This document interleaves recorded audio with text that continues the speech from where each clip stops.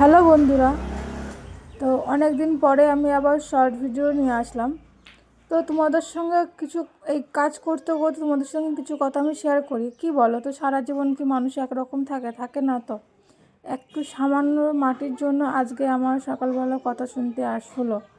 যখন মাটি নেয় তখন কোনো সমস্যা নেই, আর আমি কিছু করলে যত দোষ নন্দঘোষ। এটাই হলো কি মানুষের, বোঝা যায় কে কীরকম। দেখো, আমার উনুনটা ভেঙে গেছিলো। কি বলো তো, কালকে আমি রান্না করতে করতে উনুনটা আমার আর কি ভেঙে গেছিলো। তো মাটি না দিলে আমি উনুনটা রান্না করতে পারতাম না।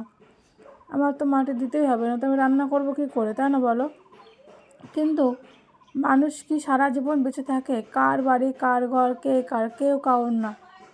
সামান্য মাটির জন্য আমাকে কত রকম কথা শুনতে হলো, সেটাই আর কি তোমাদের সাথে সেটাই শেয়ার করছি। তো ভাবলাম তোমাদের সঙ্গে শেয়ার করি। কিছু কিছু কথা না, সত্যি কথা শেয়ার করা দরকার, নয়তো না মানুষকে মানুষ বলে কেউ মনে করে না। নিজের মানুষ আরও বরঞ্চ পিছনে লাগে। ঠিক আছে, যত আমি নরম হয়ে থাকবো, প্রত্যেকটা মানুষ আমার পিছনে লাগবে। আমি শক্ত হয়ে যদি থাকি না, তাহলে লোকেরা পিছনে লাগা স্বভাব